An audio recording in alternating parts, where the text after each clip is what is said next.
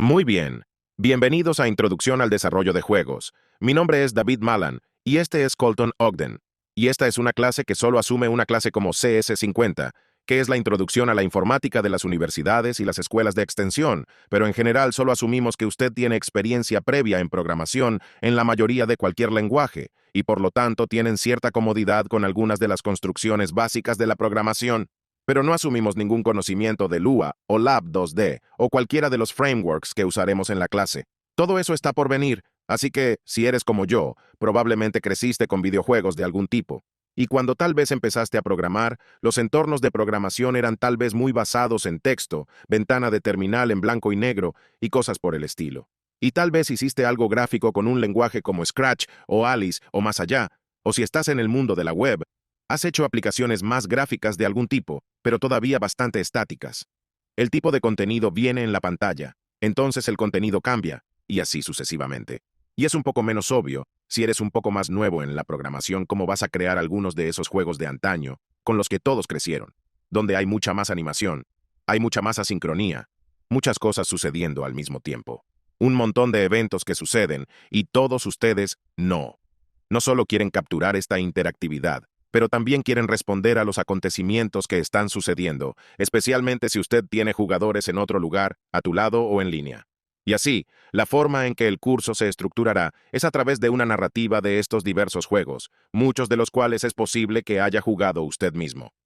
Pero a lo largo del semestre nos sumergimos en el contexto de cada uno de estos juegos y examinamos algunos de los principios subyacentes, las construcciones a través de las cuales se construyeron, y realmente los utilizamos como punto de partida para hablar de esas diversas capacidades que podrías integrar en tus propios juegos.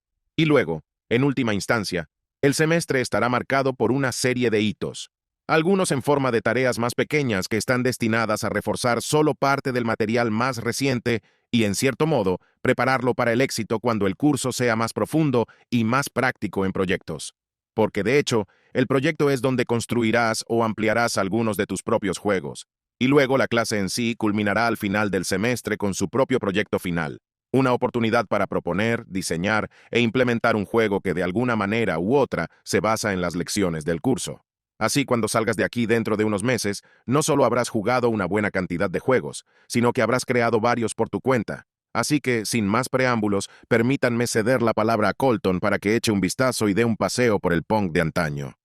Gracias, David. Estoy muy emocionado de empezar a enseñarles este curso, porque el desarrollo de juegos fue lo que me llevó a la programación en primer lugar. Recuerdo que en 2006 o 2007 compré este libro, 3D Game Programming All-in-One, que era una mirada a la programación de juegos 3D. Y era un texto monolítico en el contexto de un motor de juego que era popular a finales de la década del 2000 llamado Torque.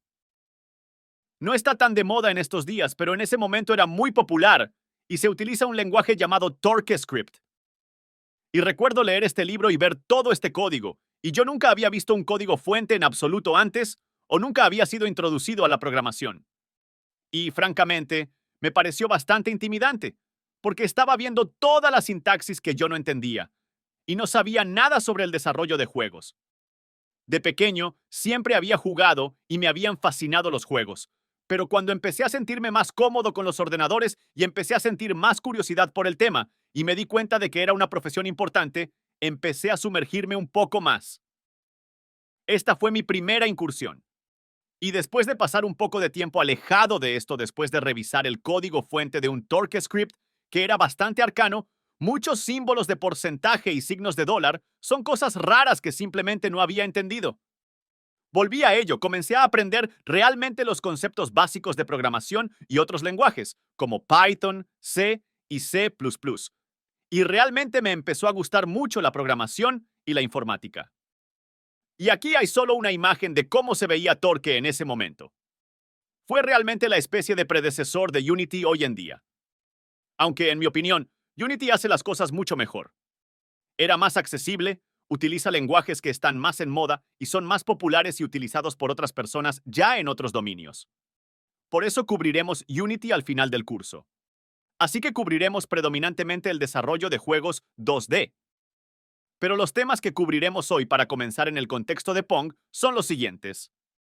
Lua, que será el lenguaje que usaremos predominantemente a lo largo del curso, Es un lenguaje de scripting dinámico muy similar a Python y JavaScript. Estaremos cubriendo Love2D como nuestro principal marco de juego, que es un tiempo de ejecución y un marco que expone todos sus métodos de dibujo, audio, entrada, entre otros, a través de Lua, por lo que es muy fácil escribir código muy rápidamente, pero obtener muy buenos resultados. Y la documentación de su framework es magnífica, en mi opinión. Hoy hablaremos de algunos principios básicos para aprender más en el desarrollo de juegos. Cosas como dibujar formas, dibujar texto, ambos son aspectos muy importantes de Pong, que es un juego muy simple basado en formas y texto moviéndose por la pantalla. Hablaremos de Delta Time y Velocity, que es probablemente una de las variables más importantes de las que hacemos un seguimiento en cualquier framework o motor de juegos, que es simplemente la cantidad de tiempo que ha transcurrido desde el último fotograma de ejecución en nuestro juego, medido en Love2D en términos de segundos y fracciones de segundo. Vamos a hablar de estado del juego, porque usted puede tener un estado en su juego. Puedes estar en la pantalla de título, puedes estar jugando, puedes estar en un menú. Esto, obviamente, será muy importante porque querrás una lógica de actualización y una lógica de renderizado diferentes dependiendo del estado en el que te encuentres. Hablaremos de programación básica orientada a objetos, para aquellos que no estén familiarizados viniendo de CE. Es básicamente una forma de encapsular nuestros datos, cualquiera de nuestros objetos de juego, de tal manera que las variables que son relevantes para ellos se juntan, junto con las funciones que operarán sobre esos datos. Así que en lugar de tener como 20 variables diferentes para todos estos objetos diferentes que usted tiene que realizar un seguimiento de su código, cada objeto individual puede realizar un seguimiento de toda su propia información, como su posición o cualquier otra cosa que sea relevante para él. Hoy hablaremos de cajas de impacto, predominantemente en el contexto de colisión de cajas, porque hablaremos de Pong, que es solo paletas y una pelota. Todos esos son rectángulos y chocarán con lo que se llama límites alineados con ejes, cuadros delimitadores alineados con ejes, lo que hace que calcular si dos cuadros colisionaron sea muy simple en lugar de calcular cuadros de impacto rotados, que es un poco más complicado. Y luego, por último, puliremos con efectos de sonido, porque agregar esa capa pulida, en mi opinión, es importante y lo une todo y lo hace sentir como un todo más cohesivo. Entonces, dos cosas importantes que tendremos que hacer cuando sigamos los ejemplos, que les mostraré un enlace al repositorio en un momento, es instalar Love2D. Es un proceso muy simple. El primer enlace aquí es solo un enlace de descarga. Así que está disponible para todos los principales sistemas operativos: Linux, Mac y Windows. Y luego el enlace de cómo empezar aquí abajo te dará algunos consejos sobre cómo empezar, realmente ejecutándolo en tu máquina en Mac y alias el ejecutable de tiempo de ejecución real dentro de la aplicación con la que viene. Entonces, en mis perfiles de Bash, puedo escribir fácilmente lovespace.dot en cualquier directorio que tenga un punto principal, archivo Lua, y puedo ejecutarlo en cualquier lugar de manera muy simple. Y hay instrucciones similares en la página para otros sistemas operativos. Y este es el repo aquí, que tiene todo el código fuente que vamos a utilizar hoy. Y lo he estructurado en una serie de 13 subrepos diferentes para que puedas seguirnos y podamos construir sobre Pong empezando desde cero, hasta llegar a un juego completamente implementado. Lo primero de lo que hablaremos es de lo que es Lua. Usaremos Lua durante el 75% del curso. Es un lenguaje de scripting dinámico muy popular. Portugués para la luna. Y fue inventado a principios de los 90 como principalmente un lenguaje de configuración y un lenguaje de tiempo de ejecución para bases de código compiladas para ahorrar tiempo en añadir código a esas bases de código y recompilarlas. Es mucho más rápido y más fácil, especialmente en el contexto de los años 90, cuando las computadoras eran mucho más lentas, exponer la funcionalidad principal de su aplicación a Lua para que pueda ejecutarla dinámicamente y luego interactuar con su código compilado sobre la marcha, en lugar de tener que recompilar y esperar minutos, potencialmente horas, solo para obtener un comportamiento nuevo. Es un lenguaje centrado en el concepto de tabla. Casi todo en Lua, aparte de las variables básicas, son tablas. Una tabla es esencialmente un diccionario en Python o un objeto en JavaScript. Muy similar. La intención, para el uso integrado en aplicaciones más grandes, y la propia naturaleza de Lua, destinado a ser utilizado en el contexto de estas grandes aplicaciones, significaba que era perfecto para interactuar con los motores de juego.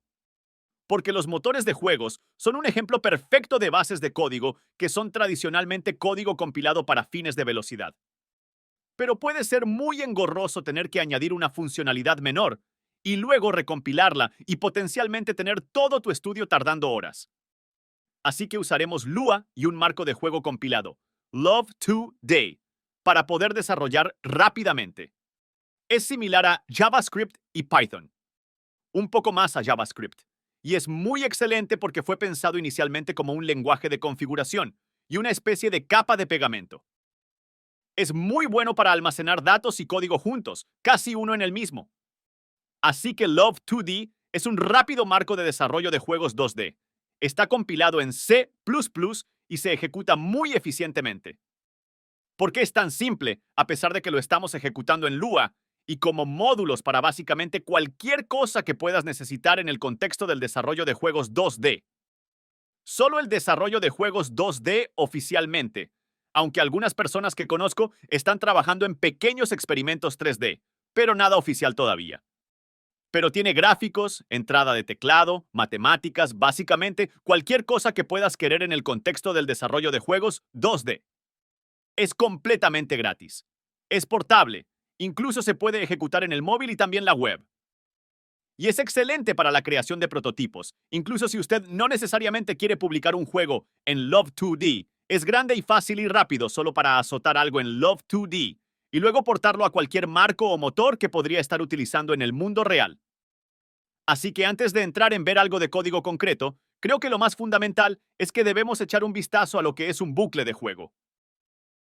Así que un juego, fundamentalmente, es solo un bucle infinito, como un while true o un while one.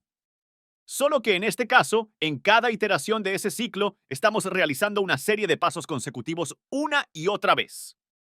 Estamos procesando la entrada para ver si el usuario ha pulsado una tecla del teclado, si ha tocado el joystick, si ha movido el ratón, si ha hecho clic con el ratón. Si lo han hecho, tenemos que alimentar nuestra actualización. Tenemos que hacer un seguimiento de eso y luego cambiar cualquier cosa en nuestro estado de juego que se basa en esa entrada. Así que debemos mover nuestras paletas, debemos detectar la colisión, debemos registrar todo esto. Y luego lo que se ha actualizado, queremos volver a renderizar eso. Queremos renderizarlo. Renderizar donde ha cambiado para que tengamos la... Veamos en nuestra pantalla visualmente que las cosas han cambiado realmente en nuestro mundo de juego e interactuemos con él. Y tengamos la sensación de que estamos usando algo, interactuando con algo dinámico. Y en el contexto de los juegos 2D, la forma más fundamental de ver el mundo es a través del sistema de coordenadas 2D, que es simplemente como aprendimos en geometría en el instituto, eje X y eje Y. En este caso, es ligeramente diferente de lo que normalmente aprendemos. En la escuela secundaria, tendemos a aprender que los orígenes XY, más o menos abajo a la izquierda, Y positivo sube, negativo baja, X positivo va hacia la derecha y X negativo va hacia la izquierda. Pero en este caso, en realidad comenzamos en la parte superior izquierda y luego va Y positivo hacia abajo, Y negativo hacia arriba, X positivo hacia la derecha, X negativo hacia la izquierda. Y todo lo que queramos dibujar en nuestro juego debe tener una coordenada XY para que se pueda ver visualmente en la pantalla. Así que el objetivo de hoy, vamos a empezar un nivel bastante bajo y trabajar nuestro camino a través de ejemplos de hoy y en las clases futuras. Nuestro primer juego es posiblemente uno de los más simples, pero también uno de los más famosos de todos los tiempos. Pong, que fue lanzado en 1972. Y la esencia de Pong es que tienes una paleta en el lado izquierdo de la pantalla y una paleta en el lado derecho de la pantalla. Quien anota 10 puntos por conseguir la pelota más allá de la paleta de su oponente en el borde de la pantalla, gana. Y así, hoy en nuestra conferencia, el alcance es que queremos, en primer lugar, dibujar formas a la pantalla, porque así es como obtenemos nuestra bola y paletas de representación. Y esos son simplemente rectángulos. Queremos controlar la posición 2D de estas paletas, porque queremos que se muevan hacia arriba y hacia abajo, y queremos que la pelota también se mueva. Queremos detectar la colisión entre las paletas y la pelota, porque así es como conseguimos que la pelota se desvíe de las paletas y se desvíe del techo y del suelo. Y también cómo detectamos si ha ido más allá de los bordes de la pantalla, de modo que un jugador anota un punto. Y luego queremos añadir efectos de sonido para retroalimentarnos y meternos un poco más en el juego. Y luego la puntuación, porque en última instancia el propósito del juego es vencer a tu oponente, por lo que quieres una manera de ver quién ha anotado 10 puntos primero. Y así vamos a ver a través de un conjunto de ejemplos ahora en el repositorio. Si nos fijamos en Pong 0, he establecido que esto se llame la actualización del día 0. Es una tendencia entre muchos juegos lanzar actualizaciones de contenido importantes como la actualización X. Así que solo para ser lindo, creo que vamos a llamar a cada ejemplo individual aquí, la actualización de algo. Y así que voy a ir a la Pong 0 repo del directorio, el repositorio de GitHub. Y si estamos buscando en Pong 0 aquí, podemos ver que dice aquí, el día 0 actualización. He comentado todo bastante pesado para que podamos, si usted está leyendo el código, puede tener una idea de lo que está pasando. En la línea 23, vamos a empezar declarando un ancho de ventana y una altura de ventana. Y estas son variables constantes que serán accesibles a través del resto de nuestra aplicación. Así que estoy estableciendo 1280 por 720 como una resolución arbitraria. No importa demasiado. Una cosa importante que tenemos que mirar aquí es que en la línea 29 estamos utilizando una función llamada love.load. Y en realidad voy a volver a las diapositivas aquí. Vamos a ver algunas funciones, las repasaré y les diré qué hacen antes de mirar el código con demasiado detalle. Entonces, love.load es solo una función que nos proporciona love2d y la sobrescribimos. Le damos comportamiento, le decimos qué hacer, y love2d lo verá en nuestro archivo main.lua. Si miramos Pong 0, verá que solo tiene un archivo main.lua. Love2d espera solo un archivo main.lua. Ejecutará el archivo main.lua y podrá hacer referencia a cualquier otro archivo dentro del directorio desde ese archivo main.lua. Es nuestro arranque, efectivamente. Vamos a anular love.load con lo que queramos ejecutar al principio de nuestra aplicación. Es solo una función de inicio. También podemos definir todo ese comportamiento fuera de la función anterior, pero es una buena práctica encontrarlo dentro de love.load para que alguien que lea tu código sepa, ok, aquí es donde todo el código de inicio se lleva a cabo. Love.update, de T, es una función muy importante. Esta función toma una variable llamada dt. Love la pasa en una función. Tú vas a sobreescribirla con tu propio comportamiento. Y Love va a ejecutar esto cada cuadro, pasándolo en tiempo delta, y tú puedes usar el tiempo delta, dt, en esa función para cambiar tu aplicación basado en cuánto tiempo ha pasado. dt siempre será una fracción de segundo, potencialmente más, dependiendo de lo lento que sea tu ordenador. Pero por lo general, una sesentava parte de un segundo. Y puedes escalar cualquier cosa en tu juego por esa cantidad para obtener un comportamiento uniforme en todas las velocidades de fotogramas. Love.draw es la otra gran función entre update y draw. Dos de las dos, sin duda, las funciones más importantes.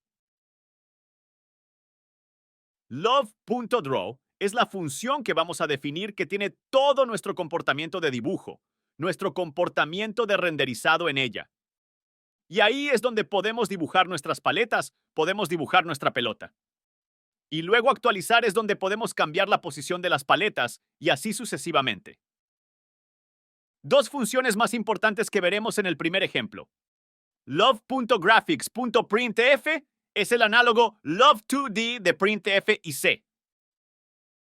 La diferencia es que este printf nos permite dibujar físicamente en la pantalla frente a una consola. Le damos un texto como cadena y una coordenada X y una coordenada Y, opcionalmente, un ancho y una alineación. Y dibujará el texto en XY, pero también tendrá en cuenta el ancho y también tendrá en cuenta la alineación. El con es cuánto alinearlo y la alineación es el modo de alineación. Entonces, si decimos que X es ancho 0, el ancho de nuestra ventana, y luego decimos alinear al centro, irá entre 0 y el ancho de nuestra ventana y lo alineará al centro. Así que eso tendrá el efecto de centrar la alineación de nuestro texto. Pero también podemos decir a la derecha, y se alineará a la derecha entre esos dos y tendrá el efecto de renderizar la pantalla. Renderizar el texto a lo largo del borde derecho de la pantalla. Y por último, love.window.setMode toma un ancho y una altura y algunos parámetros opcionales. Esos parámetros son cosas como WSync y pantalla completa y realmente configurará nuestra ventana y la renderizará en la pantalla. Y así, si volvemos a nuestro código fuente aquí, que en la línea 29 estamos sobreescribiendo love.load. Estamos pasando en love.window.setMode, ancho de la ventana y la altura de la ventana, que recordemos que definimos arriba como 1280 por 720. Estamos pasando en una tabla. Esta es la sintaxis de una tabla, estos corchetes. Y la forma en que definimos las claves y valores es solo con un signo igual en el mismo. Así que pantalla completa es falso, redimensionable es falso, VSync es verdadero. Así que no va a ser pantalla completa, va a ser un no redimensionable, pero va a ser sincronizado con la frecuencia de actualización de nuestro monitor. Y ahí es donde está la sincronización B, abreviatura de sincronización vertical. Y luego en la línea 40 estamos sobreescribiendo love.draw, y esto tiene la función love.graphics.printf. Están dentro y estamos diciendo, estamos pasando la cadena o la Pong. Estamos empezando en X0, estamos estableciendo n y altura de la ventana dividido por 2, menos 6. Porque el tamaño de fuente por defecto en Love2D es de 12 píxeles de alto. Así que estamos desplazando hacia arriba por 6, por lo que es perfectamente centrado verticalmente en la pantalla. Y luego estamos estableciendo la cantidad de alineación, la anchura, a la anchura de la ventana, para que se va a alinear dentro de todo el ancho de nuestra ventana. Y ahora estamos configurando la alineación central. Así que va a ser alineado en el centro dentro de toda la ventana a partir de X0. Y así, si vamos a Pong 0 y luego realmente lo ejecutamos, tiene el efecto de hacer esto. Estamos renderizando en nuestra fuente por defecto, tamaño por defecto o la Pong justo en el medio de la pantalla. Así que no es un ejemplo terriblemente emocionante, pero está mostrando las funciones más importantes de Love2D, para que podamos empezar con ejemplos un poco más interesantes. Entonces, nuestra primera actualización de contenido es la actualización Low Res. Así que estamos desarrollando Pong y Pong es un juego viejo. No se parece al ejemplo que acabamos de ver, donde la fuente es de alta resolución. Queremos algo que se vea un poco más retro. Así que lo que queremos hacer es que nuestra resolución se vea como si fuera de un juego lanzado en 1972. Así que lo que vamos a hacer es mirar algunas funciones más importantes aquí. Pong1 tiene estas funciones. Así que love.graphics.setDefaultFilter. Esta función, el propósito de esto, es que cada vez que tengamos una fuente o una imagen en nuestra aplicación, se le aplicará un filtro por defecto. Entonces, por defecto, será un filtro bilineal. Entonces, lo que va a pasar, el efecto de eso es, básicamente, cada vez que ampliamos o reducimos una textura, va a asumir que queremos que esté ligeramente borrosa para no verse demasiado pixelada. Lo cual es bueno en ciertos contextos. Para el desarrollo de juegos 2D de mayor resolución, eso está bien, pero como veremos, no es particularmente bueno en el contexto de los juegos retro. Los juegos retro tienen una estética muy 2D, nítida y pixelada, y queremos preservarla. Y esto nos permite establecer un filtro predeterminado. Veremos que en el uso en breve. Otra muy importante función que es la fase de entrada de nuestro bucle de juego que vimos antes, love.keyPressedKey, es lo que nos va a permitir empezar a interactuar con ese aspecto de nuestro juego. Así, love.keyPressedKey es una función callback que Love espera en main.lua. Vamos a sobreescribirlo. Se le pasa una tecla, y esta función es llamada cada vez que Love2D presiona una tecla. Detectará una tecla presionada y llamará a esta función. Lo que sea que hayamos definido aquí, lo llamará, y podemos configurarlo para tomar ciertas teclas y realizar ciertas operaciones en esa entrada y obtendrá una cadena. Así que si pulsamos la tecla de escape, clave va a ser igual a la cadena de escape en esa función, y tenemos acceso a eso. Y otra función importante, love.event.kit. Esto tiene el simple efecto de salir de la aplicación, aunque podemos llamarlo en el código en lugar de hacerlo nosotros mismos. Y aquí hay un ejemplo de cómo se ve el filtrado de texturas. El filtrado de puntos es el mismo que el filtrado del vecino más cercano, que es lo que vamos a utilizar. El filtrado bilineal se muestra a la derecha, donde se ve bastante borroso. Eso es lo que Love 2D aplica por defecto tanto a las fuentes como a las texturas. Y lo veremos en un ejemplo. En realidad puedo ejecutarlo en dos estilos diferentes. Así que si vas a Pong1 en el repositorio y luego lo ejecutamos, vemos aquí, hola, Pong está ahora ampliado. Y vamos a ver un poco más de código en realidad para ver por qué se ha hinchado. Pero si volvemos a nuestro código, permítanme sacar Pong1, dirigirme a main.lua y luego voy a explicar esto en un segundo. Pero permítanme comentar esto y vamos a ver la diferencia aquí. Usted puede ver que se ve mucho más borrosa. Y ese es el filtrado de textura por defecto que tiene lugar. Se aplica, como he dicho, no solo a las texturas, sino también a las fuentes. Y esa no es la estética que queremos. Así que veamos Pong1 en detalle, empezando por arriba.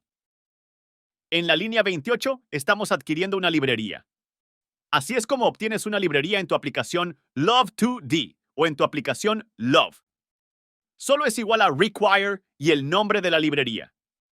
Push es lo que vamos a usar para tomar nuestra ventana de 1280 por 720 y convertirla en una ventana de resolución virtual de 432 por 243.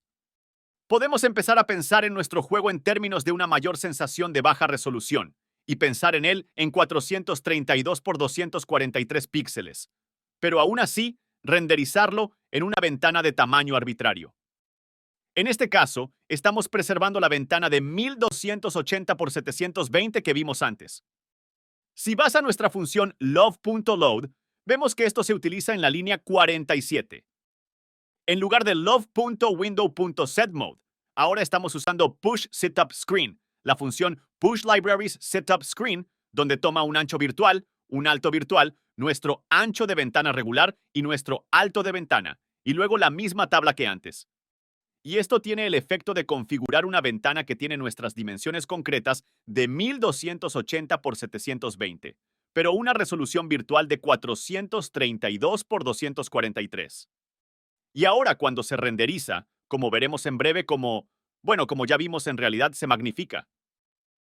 Tiene el efecto de darnos una resolución más baja.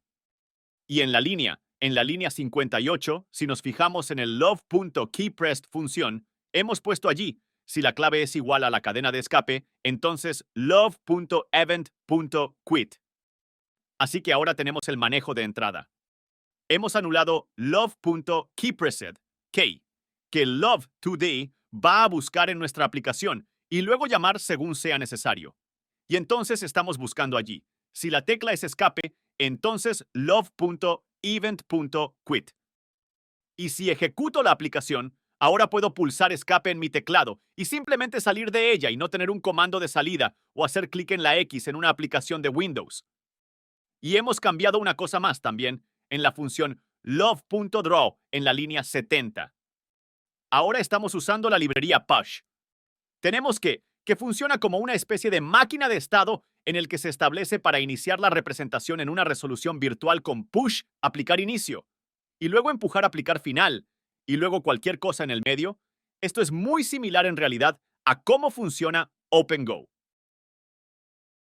No vamos a entrar en demasiados detalles, pero esto es muy similar en espíritu a cómo funciona gran parte de la programación OpenGo.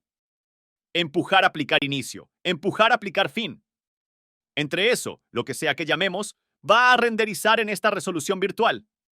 Y así estamos llamando a la misma función love.graphics.print fe o la Pong0, virtual alto dividido por 2 menos 6. Los mismos parámetros. Y tiene el efecto de renderizar todo lo que todavía tiene el viejo aliasing en la piel, filtrado de textura, como el efecto de darnos nuestro texto ampliado. Así que el mismo texto, el mismo tamaño, pero ahora nuestra ventana de renderizado es mucho más pequeña. ¿Alguna pregunta sobre cómo funciona todo esto? Muy bien. Fantástico. Hemos conseguido que el texto aparezca en la pantalla, pero aún no estamos cerca de Pong. Así que la primera gran cosa, creo, que nos va a acercar en esa dirección es lo que vamos a llamar la actualización del rectángulo. Así que algunas funciones importantes que debemos mirar. Love.graphics.newFont. La fuente por defecto, creo, es Arial. No queremos Arial en nuestra aplicación porque queremos algo que se ve un poco más retro. Queremos algo que parezca más relevante. Love.graphics.newFont básicamente tomará una ruta a un archivo de fuente que tenemos en nuestra carpeta. Que si estás en la carpeta de Pong 2, verás un archivo font.ttf y un tamaño. Porque cada objeto fuente que instanciamos necesita tener un tamaño, porque los objetos fuente son inmutables. Una vez construidos, no pueden ser cambiados por lo que necesitan ser asignados tamaño por tamaño. Love.graphics. .setFont tomará cualquier objeto de fuente que hayamos adquirido de esta llamada función. Y podemos establecerlo aquí y establecerá la fuente activa en Love2D para que sea esa fuente. Love es una máquina de estados en el mismo sentido que antes, en el sentido de que tendrá una fuente activa en cualquier momento y cualquier función de impresión que llames, usará la fuente activa en ese momento. Y eso también se aplica a cualquier color que quieras renderizar en la pantalla, lo que sea. Si tienes una fuente y quieres renderizarla en rojo, necesitas establecer el color activo de Love2D en rojo también. Love.graphics.clear es una función que toma un cuádruple RGBA y limpiará la pantalla en ese color. Tiene el simple efecto de limpiar la pantalla en ese color, útil para dibujar fondos de colores planos. Y luego la última función, probablemente la más importante, es love.graphics.rectangle. Y esta es la primera función que veremos que realmente termina dibujando algo más que texto en la pantalla. Toma un modo, que puede ser relleno o línea, una X y una Y y una anchura y una altura, y va a dibujar un rectángulo en ese modo. Ya sea un rectángulo relleno o un rectángulo de línea. Lo dibujará en XY con el ancho y la altura que le pasemos. Así que vamos a seguir adelante y echar un vistazo a Pong 2 donde podemos ver esto realmente implementado. Así que en Pong 2 tenemos nuestra font.ttf allí que he incluido. Y luego un main.lua. Olvidé mencionar el último ejemplo. La biblioteca que necesitamos también está en el mismo directorio. Y puedes solicitarlo siempre que el archivo esté dentro del directorio, simplemente lo cargará. No es necesario especificar .lua. Se supone que cuando necesita alguna cadena, sigue con el sufijo .lua. Así que estamos aquí mirando main.lua en Pong2, la actualización del rectángulo. Así que en la línea 28 a 34 es todo lo mismo. Estamos adquiriendo push. Tenemos nuestra anchura y altura virtual y físicamente. En nuestra función love.load estamos en la línea 43 declarando la fuente pequeña como love.graphics.newFont, dándole la ruta font.ttf porque está justo ahí en el mismo directorio a tamaño 8. Y esto va a crear un objeto de fuente pequeña, que luego podemos establecer como la fuente activa según sea necesario. Así que si bajamos a la línea 78 en el mismo directorio, vemos que estamos llamando a love.graphics.clear. Y así le estamos pasando un color. Tomé muestras de algunas imágenes de Pong en Google Imágenes y vi un fondo gris que me gustó, por lo que 40, 45, 52, RGB y luego 255 solo significa completamente opaco, por lo que no hay transparencia, el componente alfa. Y luego estamos haciendo el mismo print.function como lo hicimos antes en la línea 81. Debajo de eso, en la línea 89 hasta la 95, estamos llamando a love.graphics.rectangle. Y estos están dibujando las dos paletas y luego la pelota.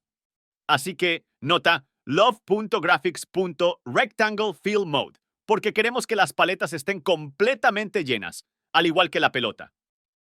le estamos dando un XY de 1031 altura de ancho de 520. Y en 992 estamos.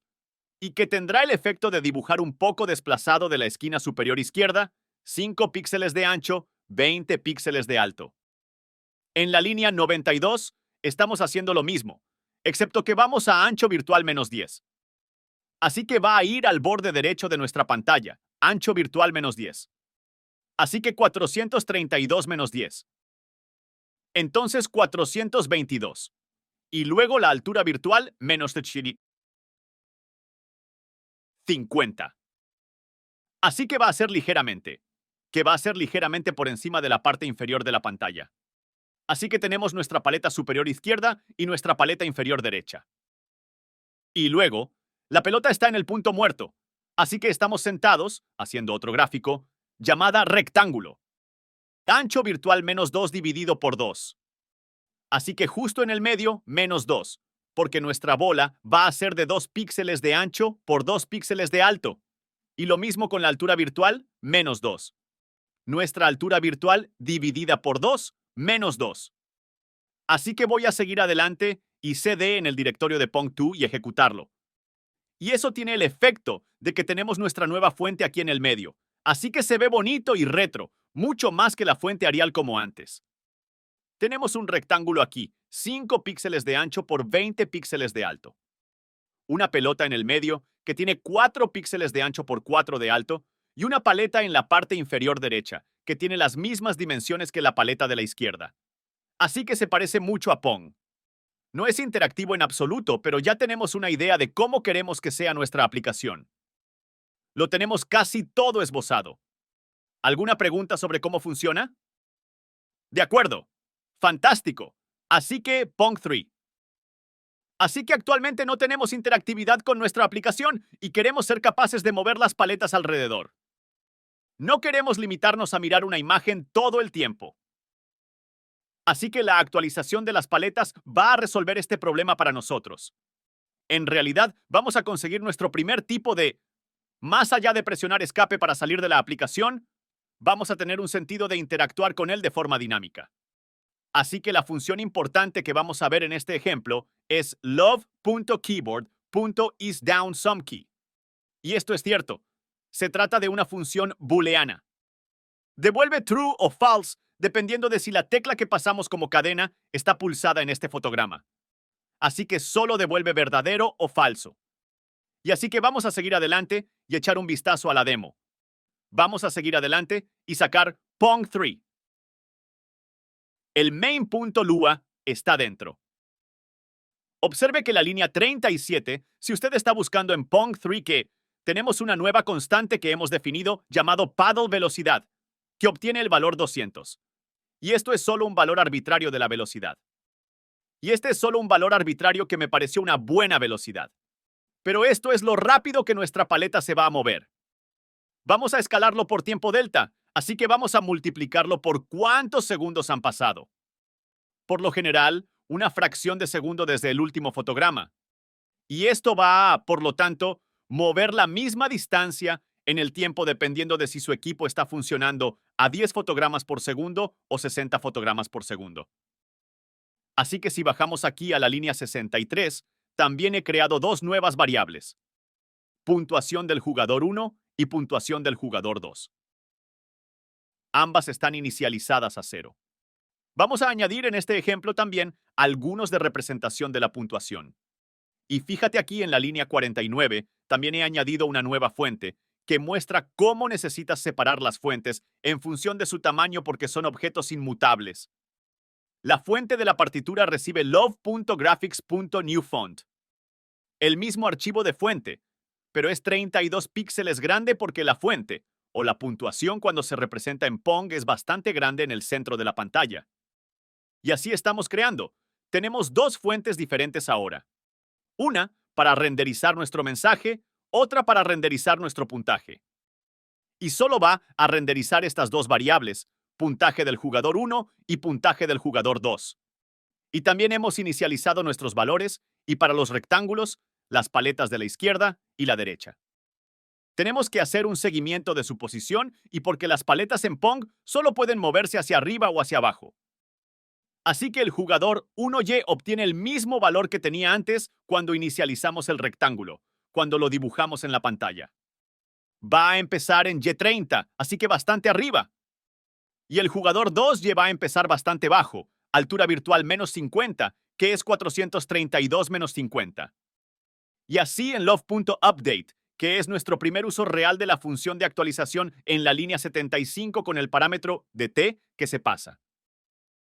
Nota, recuerda que love2d lo pasará por nosotros, pero necesitamos definir el comportamiento dentro de él. Estamos usando love.keyboard.isDown y estamos pasando la cadena W y S para este primer bloque. Este primer bloque es el movimiento del jugador 1. Así que, tradicionalmente, en la computadora WASD es mover. Y este ejemplo, vamos a permitirnos mover ambas paletas, así que vamos a usar W y S para la paleta izquierda y arriba o abajo para la paleta derecha. Así que si love.keyboard.IceDown W, lo que significa o estamos presionando la tecla W, el jugador 1 ya se va a obtener a sí mismo, más la velocidad negativa de la paleta por el tiempo delta. Así que se va a mover hacia arriba. Va a tomar la velocidad negativa de la paleta, multiplicarla por el tiempo delta y añadirla a nuestro valor y que tendrá el efecto de desplazar nuestra paleta hacia arriba. Y es lo contrario en la línea 82 si estamos presionando la tecla S. Tenemos que aumentar la Y por la velocidad positiva de la paleta, porque recuerde, el movimiento del eje Y es, arriba es negativo, abajo es positivo. Estamos haciendo exactamente lo mismo con la paleta de la derecha, excepto que estamos usando arriba y abajo como las cadenas en love.keyboard.isDown. Y luego aquí abajo, estamos renderizando además de lo que renderizamos antes, también la partitura ahora. Así que en la línea 125 tenga en cuenta que estamos llamando love.graphics.setFont, scorefont, porque si no llamamos a esto, se utilizará solo lo que la última fuente fue, que por defecto es la fuente de 8 píxeles, ya que se establece en la parte superior de nuestro programa. Queremos establecer la fuente de puntuación y luego queremos llamar love.graphics.print. En este caso, solo estoy imprimiendo en lugares concretos no, utilizando printf. Ancho virtual dividido por 2 menos 50. Así que no importa cómo escalamos nuestra ventana, siempre va a ser de 50 píxeles a la izquierda del centro de la ventana y los 30 píxeles a la derecha del centro de la ventana si estamos renderizando el jugador 2 puntuación. Y así, si vamos a Pong 3 y lo ejecutamos, se ve igual que antes. Observen que ahora tenemos un puntaje en el medio de la pantalla, 0 y 0. Pero lo más importante, podemos mover nuestras paletas arriba y abajo. Pero hay un problema, y es que puedo mover más allá del borde de la pantalla, que no es el comportamiento que queremos en nuestra aplicación. Así que tenemos un poco de interactividad, se está moviendo a lo largo, pero todavía tenemos un largo camino por recorrer, por desgracia. O afortunadamente. Así que vamos a seguir adelante y mirar a la actualización de la pelota.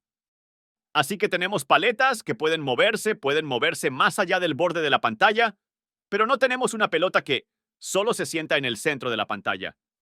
Y eso no es lo que estamos buscando. Queremos tener una pelota que pueda rebotar entre las paletas para poder jugar más allá del movimiento de las paletas. Así que vamos a ver algunas funciones importantes. Vamos a echar un primer vistazo al azar. Así que en los juegos, la generación de números aleatorios es una cosa muy común para que podamos obtener la imprevisibilidad y la variabilidad entre las diferentes instancias de nuestro juego. Una función importante que solo pertenece a Lua. No es una cosa de Love2D, es solo una cosa de Lua. Math.random_semilla_numb. Así que muchos de ustedes probablemente han oído hablar de semilla, como un generador de números aleatorios. Debido a que es pseudo aleatorio, necesita algún tipo de valor inicial para basar todos sus números aleatorios. Se toma un número de partida, se realiza alguna operación matemática en ese número para derivar nuevos valores aleatorios que luego podemos utilizar en nuestro motor de juego. Pero si le damos el mismo número cada vez, solo nos va a dar los mismos números aleatorios cada vez, lo que significa que no va a ser aleatorio en absoluto. Va a ser muy consistente. Así que necesitamos una manera de sembrar nuestro generador de números aleatorios, darle un valor inicial diferente o semilla. Y vamos a hacer eso con la función math.randomSeedSumNumb. os.time es una función importante en el contexto de esto, porque una forma muy común de obtener un número diferente cada vez que ejecutas tu aplicación es pasándole lo que sea el tiempo actual en segundos. Porque por lo general es un número muy grande que va a ser diferente cada vez que ejecutes tu juego, no importa qué. Porque se basa en el contexto de la mayoría de los motores, en el contexto de Lua, lo que se llama Unix Epoch Time, que es 00 UTCE 1 de enero de 1970, que es un número enorme de 9 o 10 dígitos que cambia cada segundo. Y luego, con el fin de aprovechar realmente todo esto, necesitamos una función para obtener un número aleatorio. Y así lo hacemos con math.random, que toma un mínimo y un máximo, aunque técnicamente no es necesario pasar un mínimo. Implícitamente desactivará el mínimo como 1 si no lo pasas un mínimo. Y devolverá un valor inclusive dentro de ese rango. Así que si decimos math.random1, 50, nos dará un aleatorio incluido entre 1 y 50. Y si decimos math.random50, hará exactamente lo mismo. Dirá, asumirá que min es 1 y nos dará un valor entre 1 y 50. Y luego dos importantes funciones matemáticas que son muy básicas pero útiles en el contexto de los juegos en casi todas partes, es solo math.min, que devuelve el menor de dos valores, y math.max, que convierte el mayor de dos valores. Y vamos a ver esto en el contexto de la fijación de valores a algún rango. Así que vamos a seguir adelante y echar un vistazo a una demostración aquí. Así que voy a seguir adelante y abrir Pong4. Y voy a mirar en main.lua. Así que aquí en la línea 47 vemos que estamos llamando a la math.randomSeedFunction como antes. Y tenga en cuenta que estamos pasando en os.time, otra llamada a la función, porque os.time va a ser diferente cada vez que ejecutamos nuestra aplicación. Así que estamos sembrando nuestra aplicación cada vez que lo ejecutamos, basado en que el segundo actual es relativa a 0,00000, 1 de enero de 1970. Que va a ser diferente cada vez que se ejecuta, asumiendo que no lo ejecutamos en el mismo segundo. Y luego si bajamos a la línea 71 y 7, 67 y 68, ahora estamos dando un valor inicial a nuestra bola porque queremos empezar a manipular nuestra bola. Así que le damos un X y un Y. Así que lo estamos configurando nuevamente en el centro, pero ahora estamos definiendo una variable para él en lugar de simplemente representarlo estáticamente con nuestra función love.graphics.rectangle, porque queremos que esto cambie con el tiempo. Queremos empezar a dejar que nuestra bola se mueva por la pantalla. Así que estas variables X y Y van a empezar a cambiar ahora, y van a cambiar en relación con su velocidad actual. Y su velocidad se va a almacenar en la bola de X y la bola de Y. De X y de Y son abreviaturas comunes para delta X y delta Y, que es la forma de representar la velocidad. Así que lo que vamos a hacer efectivamente es tomar cualquiera que sea nuestro delta X y delta y añadirlos a nuestra bola fotograma a fotograma, que va a tener el efecto de actualizar la posición de nuestra bola por algún valor. Y separando el delta X y el delta, Y nos permitirá tener diferentes ángulos, diferentes trayectorias para nuestra bola. Y luego otra cosa que también estamos haciendo en esta aplicación, estamos empezando con el concepto de un estado de juego. Porque ahora podemos tener un estado inicial, y lo que vamos a tener es un estado de juego. Y así, todo lo que vamos a hacer aquí en este ejemplo y en esta aplicación es iniciar el estado como una cadena. En futuros ejemplos, vamos a utilizar lo que se llama una máquina de estados y en realidad separar los diferentes estados en sus propios módulos. Pero en el contexto de este juego, solo vamos a utilizar una cadena simple para ilustrar cómo funciona. Y vamos a decir que nuestro primer estado, cuando empezamos el juego, debe ser la cadena de inicio en el estado de inicio. Y aquí en la línea 86, lo que vamos a hacer es resolver un problema que teníamos en el último ejemplo, que era las paletas podrían moverse más allá de los bordes de la pantalla, que no es un comportamiento que debemos permitir. Así que vamos a llamar math.max en 0 y la misma operación que estábamos haciendo antes, y que tendrá el efecto de devolver cualquiera de los dos valores es mayor. Así que si el valor es Si estamos añadiendo velocidad de paleta negativa a nuestro valor y entra en el rango negativo, lo que significa que está más allá del borde superior de la pantalla, 0 va a ser el mayor de los valores y por lo que siempre será 0 en ese caso. Math.max devuelve el mayor de los dos valores, así que tendrá el efecto de sujeción de tal manera que nunca va por encima del borde superior. Lo inverso es cierto para la línea 96, donde llamamos math.min en la altura virtual -20 y el jugador 1y más paddle speed.delta veces delta de tiempo. Y esto tendrá el mismo efecto, devolverá cualquiera de estos dos valores que sea menor. En cuyo caso, si hemos ido por encima de la altura virtual -20, que está abajo en la parte inferior de la pantalla desplazada por el tamaño de nuestra paleta, se va a establecer en la altura virtual -20. Así que nunca vamos por debajo de ese punto. Y estamos haciendo lo mismo para el jugador 2, exactamente la misma lógica.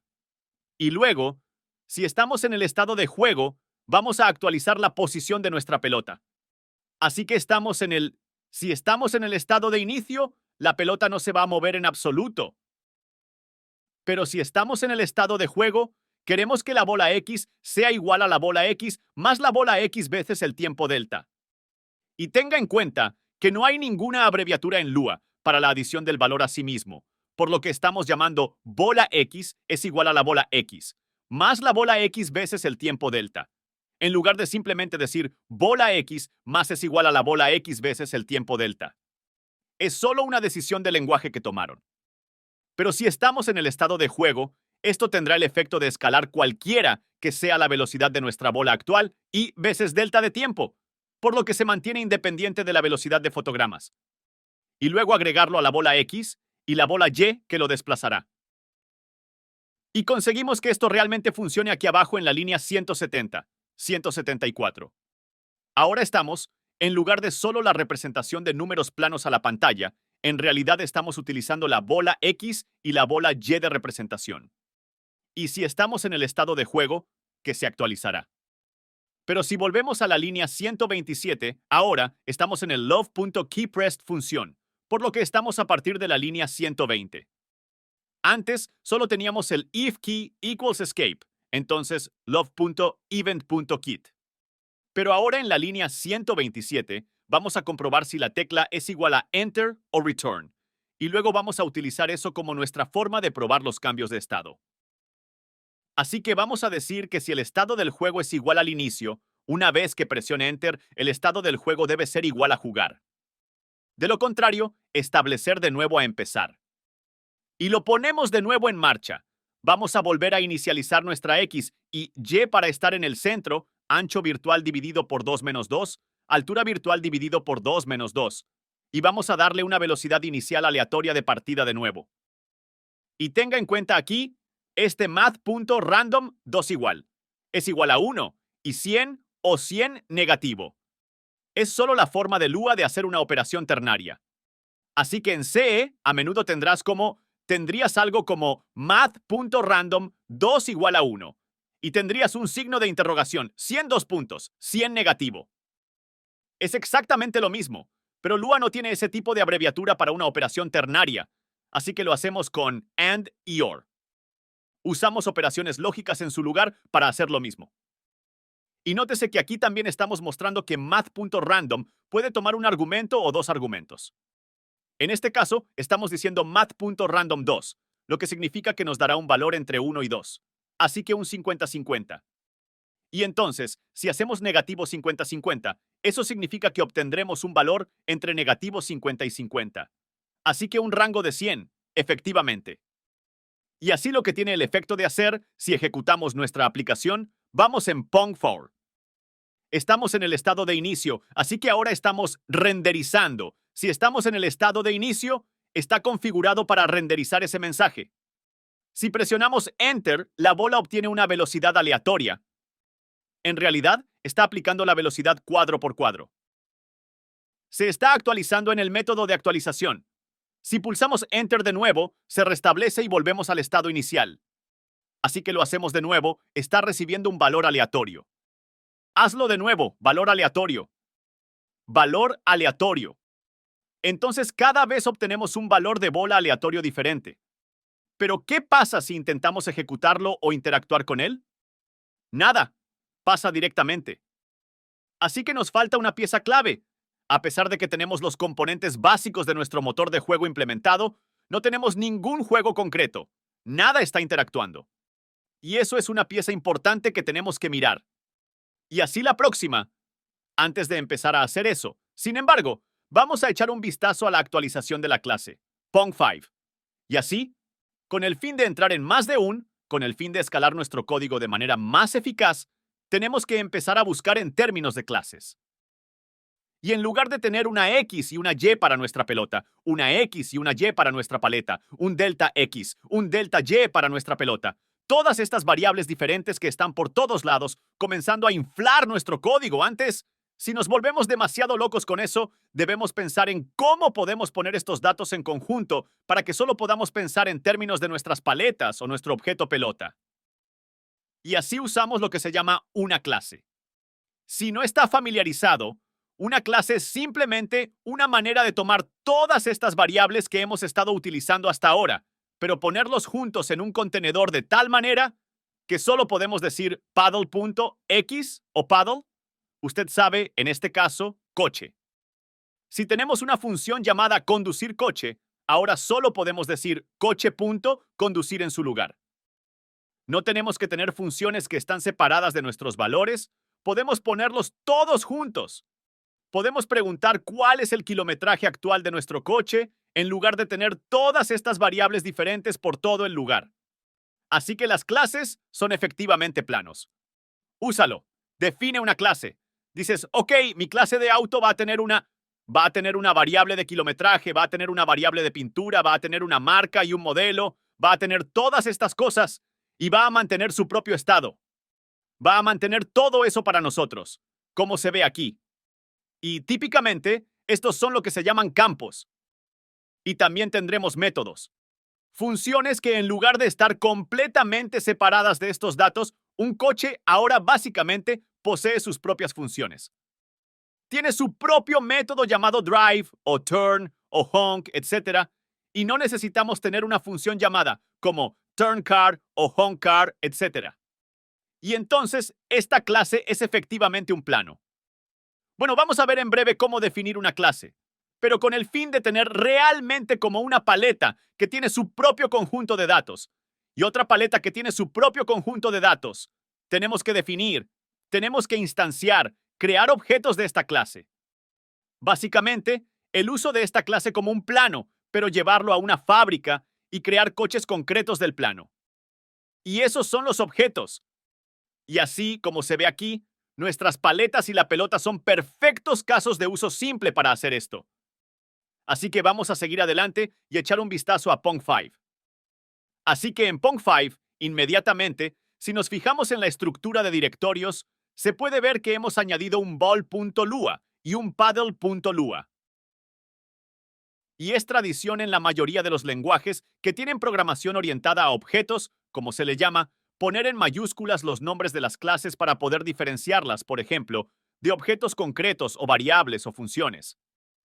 Así que si vas a nuestro main.lua en la línea 35, estamos requiriendo una biblioteca llamada clase, que es lo que nos va a permitir crear realmente estas clases.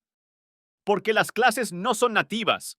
Son en cierto sentido una característica nativa de Lua, pero la forma en que Lua hace la programación orientada a objetos es un poco enrevesada.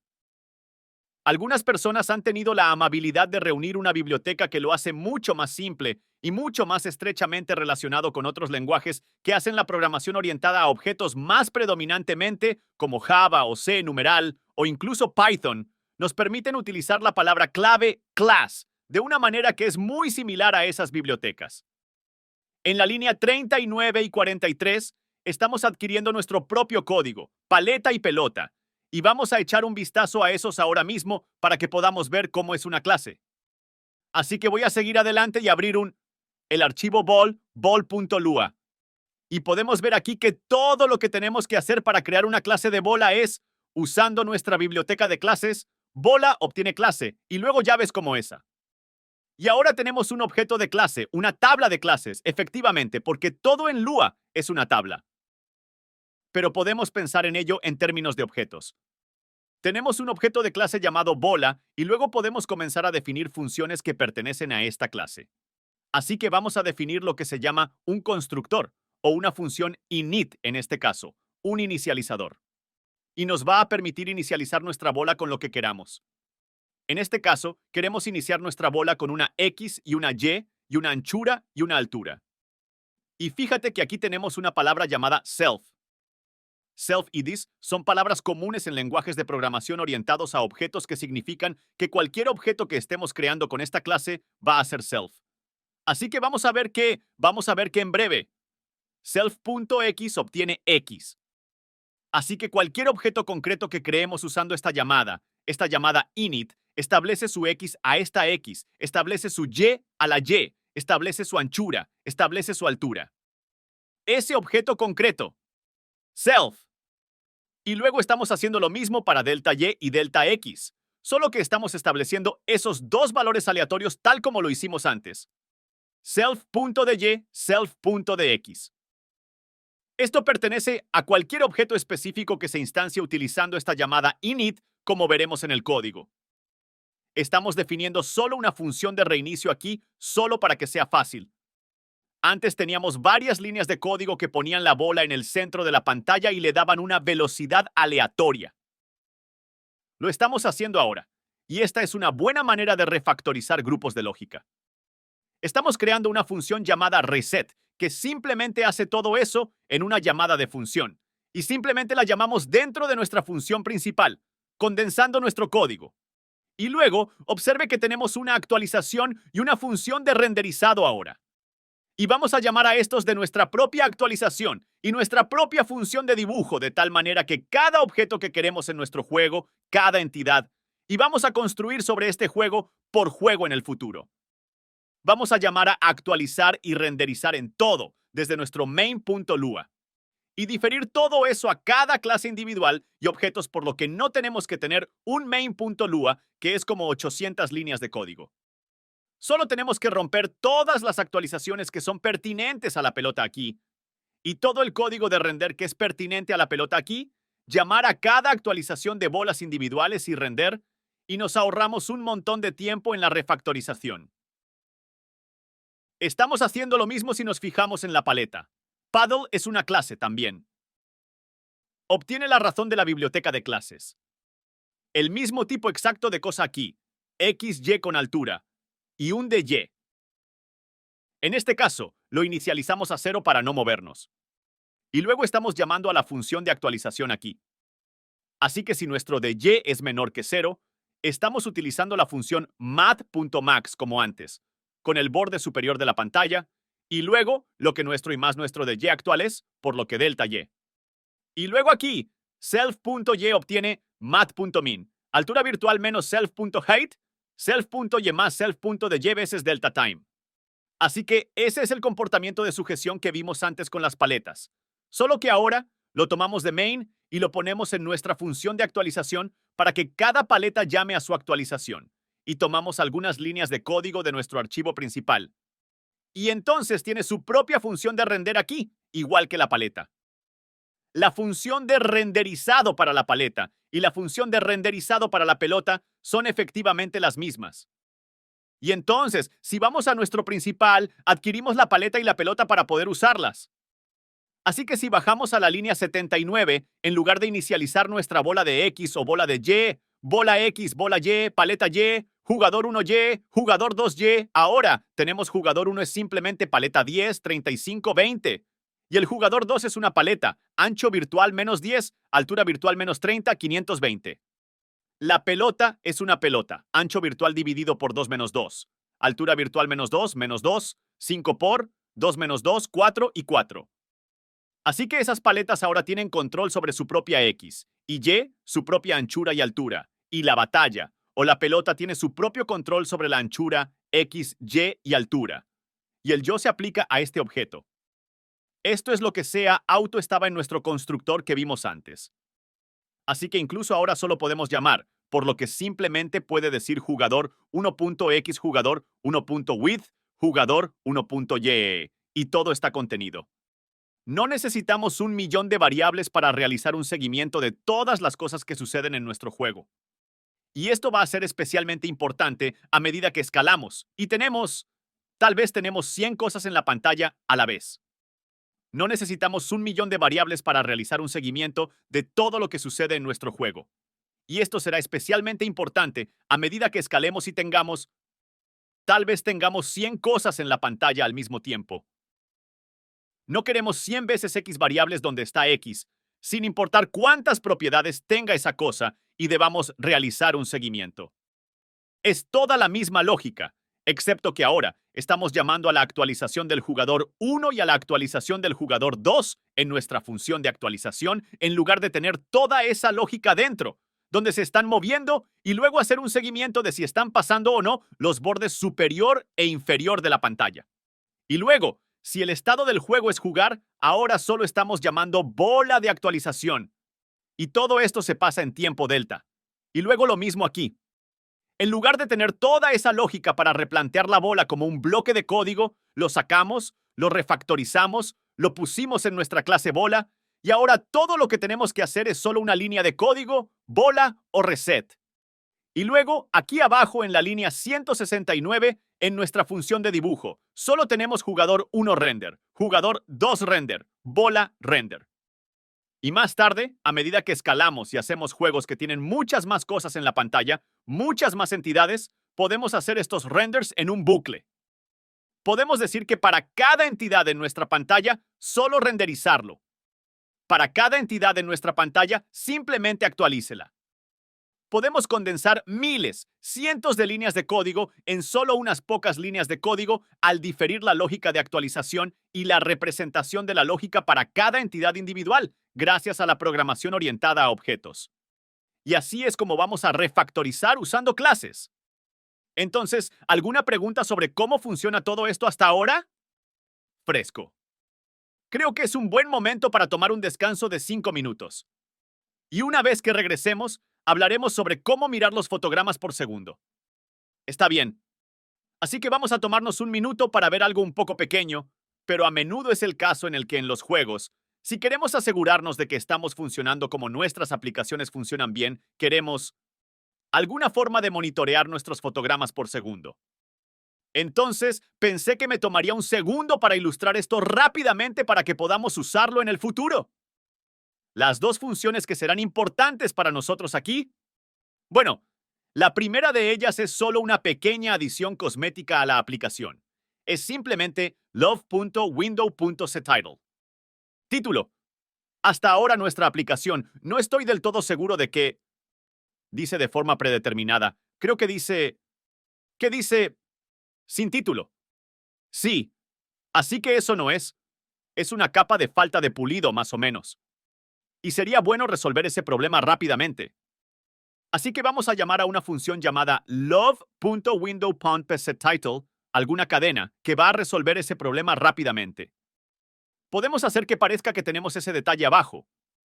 Y luego lo que realmente nos va a permitir determinar si estamos corriendo bien o estamos corriendo muy mal es una función llamada love.timer.getFramesPersecond.getFPS, que es algo que Love amablemente nos da de forma gratuita y nos permite muy fácilmente usarlo donde queramos. Podemos imprimirlo en la consola o simplemente dibujarlo directamente en nuestra aplicación. En este caso, vamos a hacer esto último. Así que voy a seguir adelante y entrar en Love, o Pong6 en nuestro principal. Si seguimos adelante y miramos la línea, ¿dónde está? La línea 64. Love.window.setTitlePong, solo rápido y fácil. Ahora, nuestro encabezado de la ventana se establece adecuadamente. Y si bajamos a la línea 198, aquí he decidido dividir esto en una función separada, llamada pantalla FPS, en la línea 198. Y la función se define en la línea 207. Y la función se define en la línea 207, por lo que una función de visualización FPS no toma parámetros. Su único objetivo es simplemente dibujar nuestro FPS actual en la pantalla. Así que vamos a establecer nuestra fuente actual a una fuente pequeña. Vamos a establecer nuestro color. Así que esto es lo que he aludido antes en que podemos establecer el color de renderizado de Love a algún cuádruple RGBA, y todo lo que dibujamos más allá de ese punto se dibujará en cualquiera que sea ese color. Así, en este caso, le estamos dando rojo de 0, 255 en el verde, 0 azul, 255 totalmente opaco, que tiene el efecto de establecer nuestro color a solo completamente verde. Y luego love.graphics.print, nuestro FPS actual, cadena, y luego nuestro FPS actual aquí, que es love.timer.getFPS. Pero va a devolver un número, y por defecto, Lua no le permite concatenar cadenas y números, así que vamos a concatenar aquí con este operador, que es la forma de hacer la concatenación de cadenas en Lua. Vamos a llamar a la función dos cadenas. Así que vamos a tomar en love.timer.fps. Vamos a convertirlo en una cadena y luego vamos a concatenar aquí. Y luego vamos a llamar love.graphics.print en ese valor. Y luego vamos a ponerlo en 10, 10. Así que desplazarlo solo un poco desde el borde superior izquierdo de la pantalla. Así que eso va a tener el efecto de year upon 6. Y lo ejecutamos. Podemos ver ahora que comienza en 0 y 52 porque tiene que reunir unos pocos cuadros de datos antes de que tenga un número que realmente podemos utilizar. Pero vemos que hay FPS a 60 y así nuestro juego se ejecuta, por lo demás, igual. Completamente al azar. Un poco roto, pero eso está bien, vamos a arreglarlo. Pero actualmente tenemos un problema, y es que nuestra bola va directa a través de nuestras palas. Entonces, ¿cómo podemos solucionar este problema? Necesitamos alguna forma de detectar la colisión. Así que en los juegos 2D, por lo general, hay un concepto de detección de colisiones A, B y B. Se trata de la detección de colisiones de cajas delimitadoras alineadas con el eje, lo que significa que tenemos cajas delimitadoras, rectángulos, cuadriláteros, que tienen una X y una y una anchura y una altura que no están rotadas. Así que están completamente alineados con nuestros ejes. Son completamente paralelas perpendiculares. Así que la única manera de que podamos obtener esta matemática fácil, la detección de colisiones A-B-B funcionando, es si no tenemos rotación de nuestras cajas. Tienen que estar completamente alineados. Pero si es así, tenemos un algoritmo muy simple, que consiste en asegurarnos de que ningún borde de nuestras cajas esté fuera de los bordes opuestos del otro rectángulo. Entonces, si tenemos un rectángulo, lo ilustraré aquí en la pantalla. Tenemos dos rectángulos. Si este borde superior está debajo de este borde, sabemos que, pase lo que pase, no se van a cruzar, no se van a cruzar. No hay manera de que pueda hacerlo porque está aquí abajo. Entonces, no importa dónde esté en X o Y, si está debajo de aquí, no es una colisión. Si este borde está en este lado de este rectángulo, sabemos también que no hay manera de que esas dos cajas puedan superponerse. Y se aplica a cada borde siempre y cuando sea el borde opuesto. Así que si este borde está por debajo de este, si este borde está por encima de este, si este borde está a la derecha y este borde está a la izquierda, significa que no importa qué, esas cajas no están colisionando. Así que simplemente podemos hacer 4 condiciones. Podemos decir, si rec1.x no es mayor que rec2.x más rec2.width y rec1.x más rec1.width no es menor que rec2.x.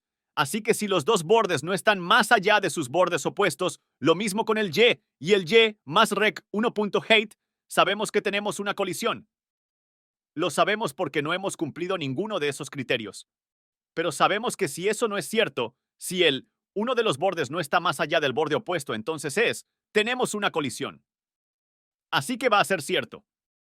Así que vamos a ver que aquí en nuestro código, al dirigirse a Punks7 en la línea 113, tenemos una función que estamos llamando bola colisiona.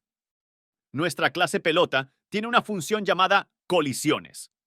Así que vamos a seguir adelante y echar un vistazo a nuestra clase pelota. Y en este caso, hemos definido nuestra función de tal manera que toma un parámetro de paleta, por lo que va a comparar contra otro rectángulo que tiene un XY y una anchura y una altura. Y estamos diciendo que si RX es mayor que la X de la paleta, más el ancho de la paleta, lo que significa que si Rx es mayor que el borde derecho. Así que si nuestra parte superior izquierda es mayor que o solo nuestra izquierda, es mayor que el borde derecho, sabemos que no podemos colisionar. Lo mismo si es mayor que los otros rectángulos self.x más self.width. No, lo siento. En ese caso, si la x de la paleta básicamente es la misma operación pero desde la perspectiva de la paleta. Si la paleta es mayor que el rectángulo del lado derecho, si está más lejos a lo largo del lado derecho pasado el borde derecho, sabemos que no puede haber colisión. Es simplemente imposible. Lo mismo con Y. Si el Y, self.y, por lo que esta bola es Y, es mayor que el y de la paleta, más la altura de la paleta. Así que si está por debajo del borde de la paleta, porque estamos teniendo en cuenta la altura, o si Y de la paleta es mayor que Y de esta bola más self.height, entonces sabemos que eso también no puede ser una colisión. Pero si eso no es cierto, entonces tenemos que devolver true. Y así, si volvemos a nuestro principal, no, ese es el principal mal. Volvemos a main.lua aquí. Estamos llamando ball.collides. Así que si estamos en nuestro estado de juego, si estamos en nuestro estado de juego, si el estado de juego es igual a jugar, si la pelota colisiona con el jugador 1, por lo que el jugador 1 es la paleta izquierda. Así que si hay una colisión detectada, la pelota punto de X y de X es nuestra velocidad X. Así que es cualquier dirección que se está moviendo en el eje X. Así que se va a mover a la izquierda si se ha ido, si hemos detectado una colisión. Y no importa si se está moviendo a la izquierda o a la derecha, pero necesitábamos, lo que tenemos que hacer es establecer su valor negativo. Porque si se está moviendo a la izquierda y digamos que se está moviendo a la izquierda en su negativo 20 píxeles y se establece en 20, el de X es ahora 20, va a empezar a moverse a la derecha. Va a tener el efecto de invertir su velocidad X y, por tanto, invertir su dirección. Pero lo que también estamos haciendo aquí, con veces 1,03, es que estamos multiplicando un poco solo para acelerar el juego. Porque no queremos que el juego a perpetuidad solo tenga la misma velocidad. No va a aumentar la emoción. Queremos mantener las cosas en marcha. Queremos conseguir un poco de impulso en marcha. Así que lo que vamos a hacer es llamar ball.de(x) es igual a su valor negativo veces un escalador que hemos determinado arbitrariamente. En este caso, he decidido que debe ser punto 1,03, por lo que aumentará en un 3% cada vez. Y luego, en el caso de que tengamos nuestra bola, porque se está añadiendo su velocidad X, se está añadiendo cada fotograma a su posición, queremos asegurarnos de que no es como dentro de nuestra paleta. Porque es posible que podría cambiar un cierto número de píxeles a la izquierda o a la derecha, porque la misma operación se aplica. De tal manera que los dos son una especie de uno encima del otro. Queremos cambiarlo, queremos reajustarlo. Así que lo que vamos a hacer, porque va a detectar otra colisión inmediatamente si ese es el caso. Si en el siguiente fotograma es dentro de esa paleta, que va a decir que todavía está chocando con esa paleta, por lo que va a cambiar su velocidad de nuevo.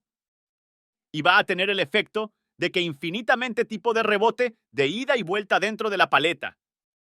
No queremos que eso suceda. Así que si detectamos una colisión, queremos cambiarlo.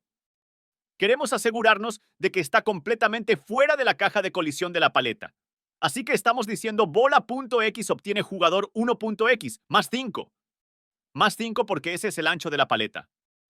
Así que eso tiene el efecto de solo una vez que se detecta una colisión, negativo set, X velocidad a negativo, y luego al instante cambiarlo a la derecha en el borde derecho de la paleta izquierda.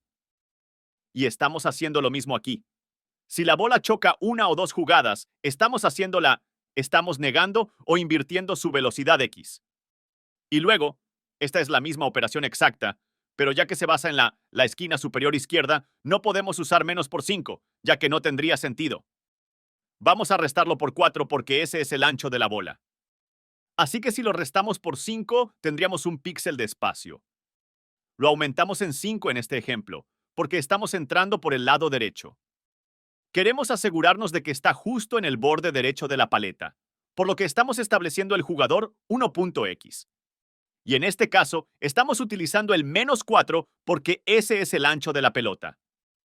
Así que queremos cambiarlo a la izquierda, el ancho de la pelota, y que tendrá el efecto de la paleta derecha. Si hay una colisión, que acaba de conseguir desplazado, y la derecha, la pelota estará tocando la paleta a la derecha en sus dos bordes. Aquí en la línea 118 estamos resolviendo el problema que teníamos antes de lo que sucede cuando oh, lo siento, en realidad eso no es en lo que estaba pensando. Si hay una colisión, entonces queremos que la velocidad y de la pelota sea aleatoria cada vez. Entonces, esto tiene el efecto de que cuando estamos jugando y detectamos una colisión entre las dos paletas, no queremos el mismo ángulo hacia adelante y hacia atrás cada vez, porque entonces el juego se desarrollará infinitamente exactamente igual. El mismo ángulo seguirá sucediendo una y otra vez. No queremos que eso suceda. Queremos cierta variabilidad en términos de cómo la pelota rebota en la paleta. Entonces, lo que esto hace es, aún dentro de la condición, si la pelota choca con el jugador 1, digamos, si la velocidad y de la pelota es negativa, entonces queremos que siga siendo negativa. Todavía queremos la pelota, como si la pelota viniera en una especie de ángulo hacia arriba y rebotara en la paleta. Queremos que la velocidad X cambie. Queremos que vaya en dirección opuesta, pero queremos que la pelota siga subiendo. No queremos que la pelota rebote hacia abajo, lo cual no tendría ningún sentido. No queremos negar la velocidad Y. Así que vamos a mantener la velocidad Y negativo, vamos a establecer a un valor negativo entre 10 y 150. Y es simplemente arbitrario. Puedes configurarlo como quieras. Y luego vamos a hacer lo mismo si la velocidad Y es positivo. Queremos que la pelota vaya en la dirección positiva si ya está bajando. Así que estamos haciendo exactamente lo mismo aquí. Es la misma lógica en la instancia del jugador 2. Y luego esto es lo que pensé que estaba viendo antes por un segundo. Pero así es como arreglamos el problema de los límites superior e inferior de la pantalla. Correcto. Porque una cosa es resolver el hecho de que ahora tenemos las paletas desviando la pelota, pero no queremos que la pelota vaya infinitamente por encima del borde superior de la pantalla o del borde inferior de la pantalla. Así que esto es solo una simple condición if. Solo decimos si la bola es menor o igual a 0, lo que significa que si la bola está en el borde superior de la pantalla, solo ponla a 0. Así que asegúrate de que no sobrepasa el borde de la pantalla. Y luego niega su velocidad amplia. Así que instantáneamente empezará a ir hacia abajo. Sí. Esta pregunta es sobre Pong 7, línea 113. ¿No podría realizarse el desplazamiento de las bolas de X y Y en la función de colisión de bolas si hay una colisión? El cambio de la función de la bola si la bola choca, no choca la bola. La función de colisión es simplemente devuelve verdadero o falso. Entonces creo que probablemente podrías refactorizarlo de esa manera, pero el propósito de las colisiones no es tener ningún tipo de efectos secundarios como ese. Su único propósito es simplemente devolver verdadero o falso. Porque podríamos tener cualquier tipo de comportamiento que queramos. En una función de colisión, es posible que no necesariamente queramos mover la bola o hacer algo, es posible que simplemente queramos que vuelva a ser verdadero e imprima algo en la consola. Algo en la consola. Entonces, en términos de creo, desde una perspectiva de ingeniería, tiene más sentido simplemente tener una función simple de verdadero o falso, y luego determinar cómo quieres que eso influya realmente en el estado de tu juego dentro de tu función principal o dentro de alguna otra función. De acuerdo. Y entonces, sí, bajamos aquí. El borde superior de la pantalla y luego el borde inferior de la pantalla. Si la val.y es exactamente lo mismo, solo el borde inferior de la pantalla. Si val.y es mayor o igual a la altura virtual menos 4, y estamos haciendo una altura virtual menos 4, ¿por qué? Podría quedarse atascado en la parte inferior. Exactamente. Así que queremos asegurarnos de que escribimos tan pronto como el borde inferior de la pelota toca la parte inferior de la pantalla.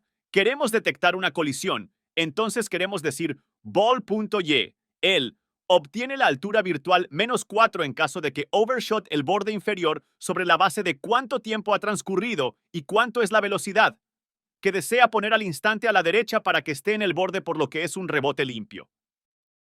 Y luego queremos negar la velocidad, y es justo lo mismo que hicimos arriba. Y así, si corremos nuestro programa aquí, Pong7, se ve igual. Pero ahora la pelota está rebotando. Y tenga en cuenta que tiene un neg, que tiene un azar. Parece que va por debajo del borde inferior porque el monitor está actualmente en 720 y que es la resolución de la ventana, pero está rebotando en el borde inferior también. Y el ángulo, si te fijas, es un poco diferente cada vez, porque le estamos dando una velocidad aleatoria, y, sí. Y luego que está influyendo, ¡oh, me lío! Quería ilustrar el aumento de velocidad. Va a tomar un poco de tiempo. Pero cada vez que detecta una colisión, se va a escalar la velocidad X en 1,03. Así que va a ser un poco más rápido. Ahora, en la actualidad, el ángulo Y es un poco empinado, por lo que va a tomar una eternidad ilustrar eso. Pero vamos a verlo en un ejemplo posterior, así que tenemos los fundamentos de nuestro juego. Pero ¿cómo llevamos la cuenta? ¿Cuál es el factor determinante para llevar la puntuación en Pong? ¿Izquierda o derecha? Siempre y cuando pase el borde izquierdo o derecho de la pantalla. Entonces, ¿qué tenemos que hacer? Necesitamos un contador y también tenemos que controlar si la pelota ha chocado con el límite izquierdo o derecho de la pantalla. Y luego hay que incrementar ese contador. Así que vamos a seguir adelante y echar un vistazo a Pong8 para ver cómo se implementa esto. Tenemos aquí en las líneas 88 y 89 algunas variables de contador. Puntaje del jugador 1, puntaje del jugador 2. Las hemos tenido por mucho tiempo, pero no las hemos usado. Solo las hemos usado para dibujar en la pantalla.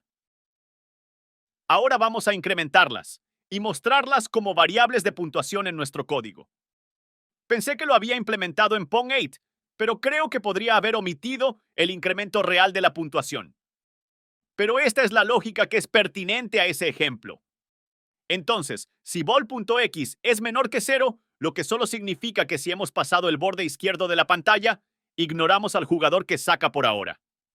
Lo importante es que ahora estamos haciendo que el jugador 2 obtenga la puntuación del jugador 2 más 1. Solo un simple incremento, y luego estamos restableciendo la pelota. Lo mismo para aquí. Si el ball.x es mayor que el ancho virtual, pase el borde derecho de la pantalla, y de hecho podría ser...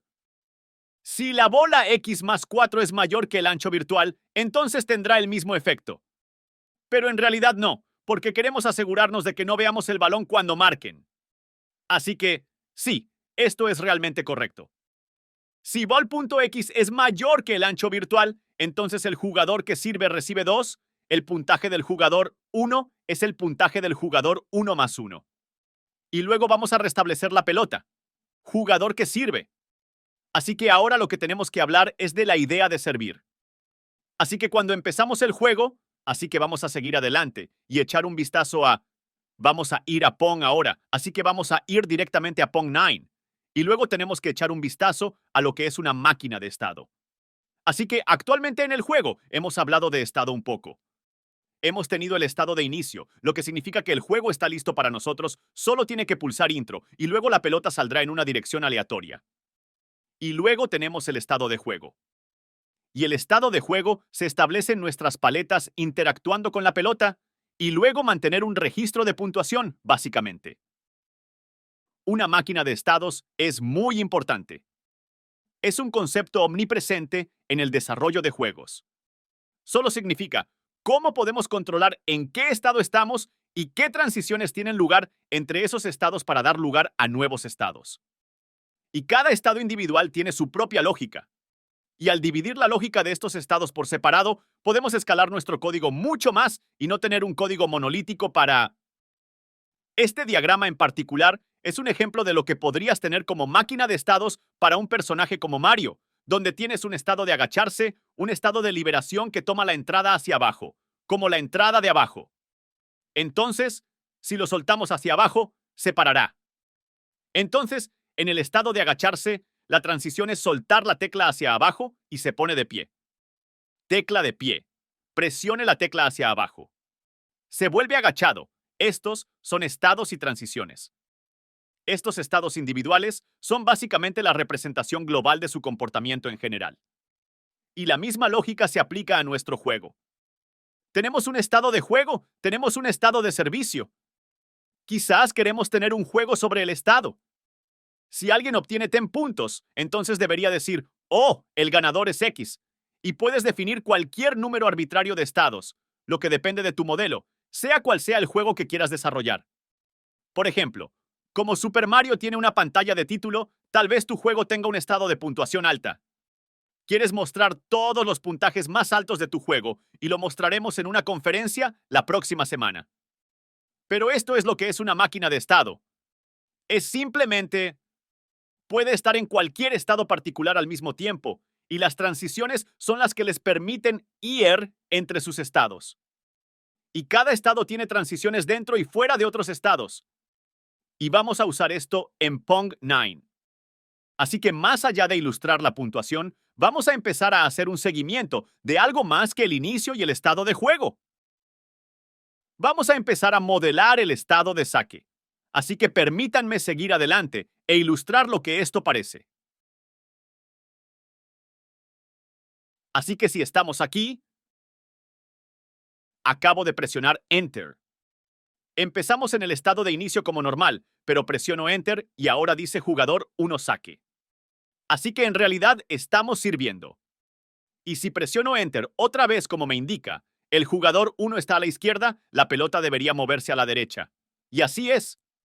Así que voy a seguir adelante y perder a propósito como jugador 2. Y ahora es el saque del jugador 2. Así que cualquiera que sea el personaje, el jugador que pierda debe servir de nuevo. Y ahora si presiono Enter, nota que cuando éramos el jugador 1, la pelota se movió a la derecha. Para el jugador 2, la pelota se mueve a la izquierda.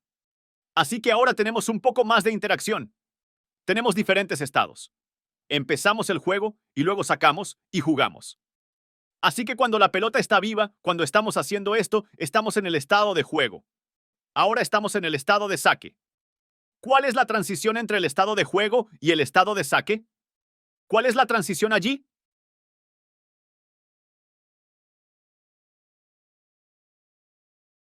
Anotamos un punto.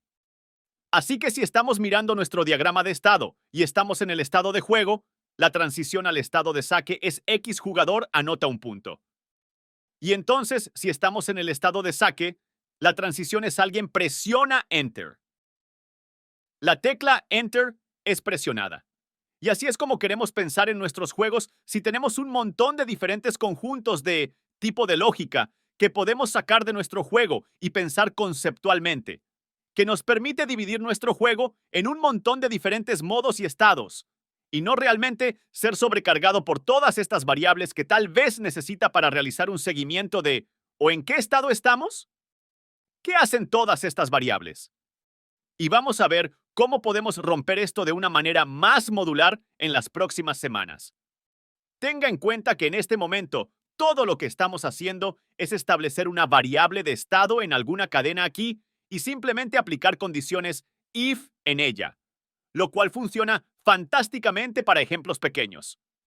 Entonces, si, por ejemplo, estamos en la función de actualización y el estado del juego, mira, aquí decimos que si el estado del juego está configurado para servir, entonces estamos inicializando todas las variables. Y si el estado del juego es play, entonces necesitamos realizar nuestra lógica aquí. Entonces, si estamos en juego, esto se llamará en cada cuadro, y diremos, si la pelota choca con el jugador 1, hagamos todo esto. Y luego esto nos permite pensar en nuestro juego. Es casi como tener funciones de actualización separadas dentro de nuestra función de actualización. Y de hecho veremos cómo podemos sacarlos de una función de actualización en las próximas semanas con una clase de máquina de estado real e implementar las cosas de manera un poco más abstracta. Pero basta decir que ahora, cuando queremos, por ejemplo, hacer una transición, si alguien anota aquí, como si vamos al lado izquierdo de la pantalla, la bola X es menor que 0. Todo lo que tenemos que hacer es configurar este estado para que funcione, y nuestra función de actualización se actualizará adecuadamente. ¿Alguna pregunta sobre cómo funcionan las máquinas de estado en el contexto de Pong? Sí.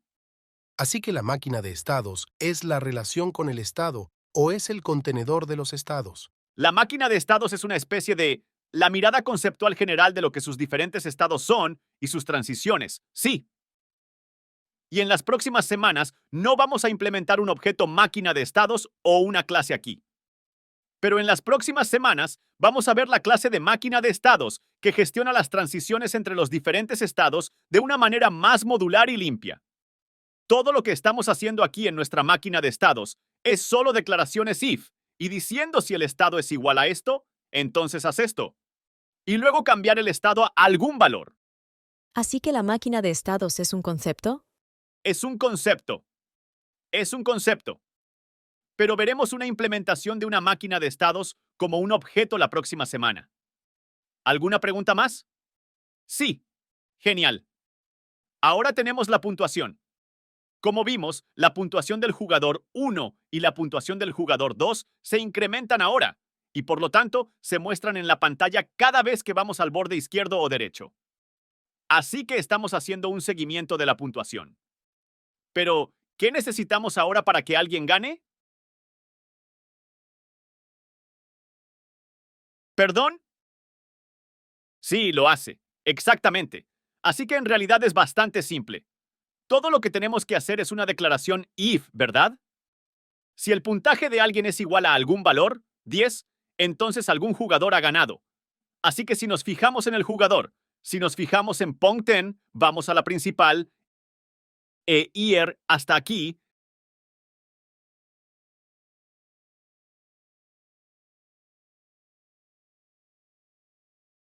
la línea 174 y también la línea 160, podemos ver que todo lo que está literalmente está en nuestra lógica anterior, donde solo estamos probando para ver si la pelota ha ido más allá del borde izquierdo o derecho.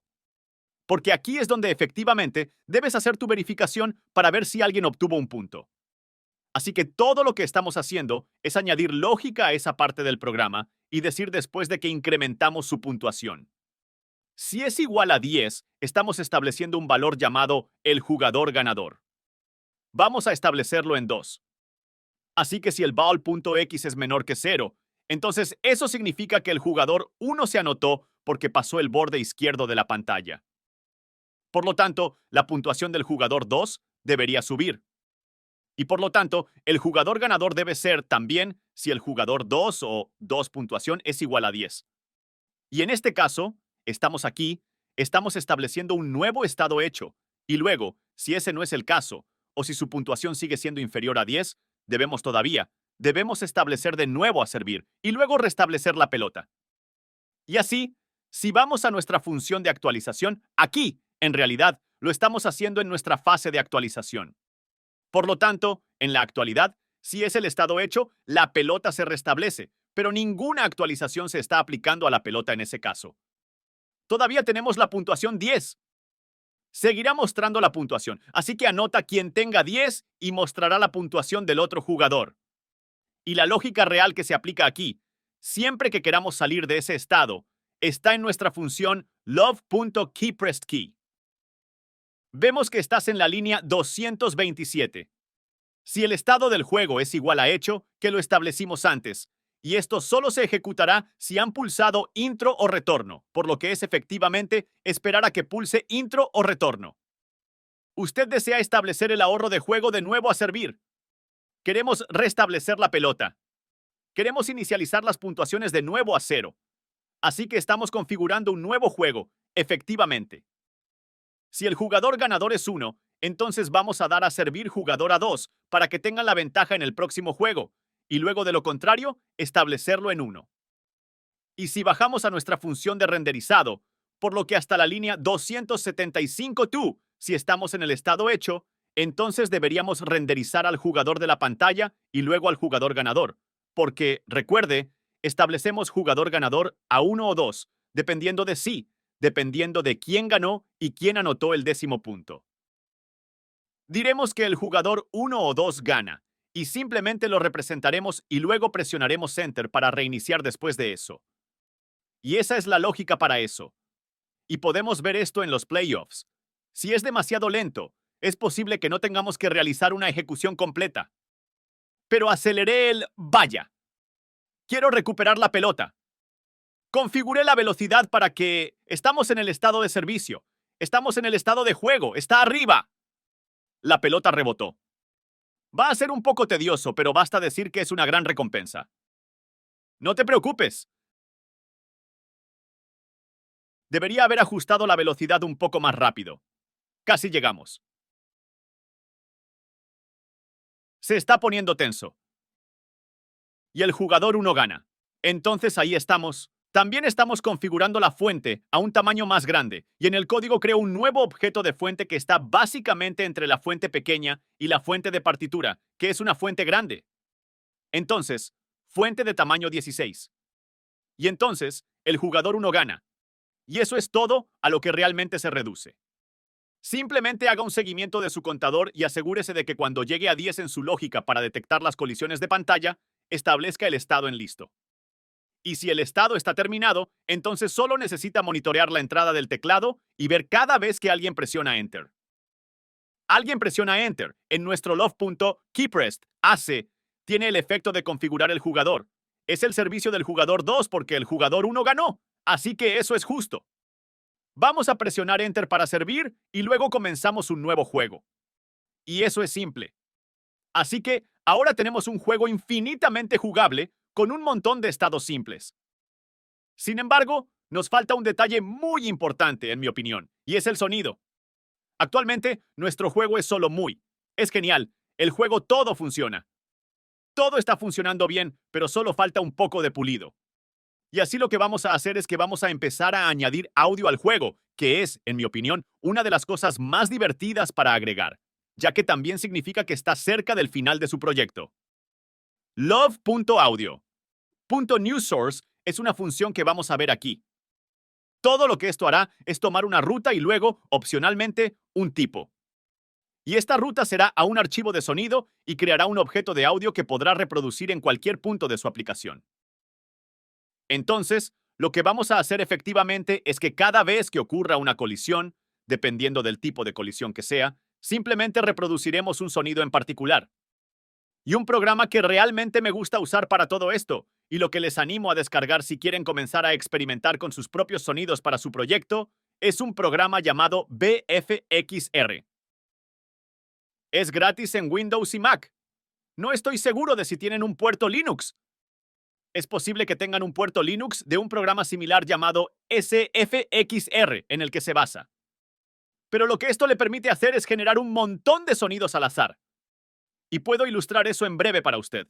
Si quieres conseguirlo, está en bfxr.net. Es una descarga súper rápida y aquí, de hecho, lo demostraré para que podamos ver cómo se desarrolla. Entonces, esta es la interfaz. Asegúrate de tener algo de audio. Y aquí hay muchos ajustes preestablecidos diferentes. Así que hay que recoger monedas, cortar con láser y disparar con láser. Está pensado para juegos pequeños como este, como implementar prototipos de audio sobre la marcha. Pero puedes ver, simplemente implementa. Lo bajaré, es un poco ruidoso. Tenemos potenciadores, por ejemplo. Entonces, cada vez que hago clic en esto, nos dará un encendido aleatorio. Así.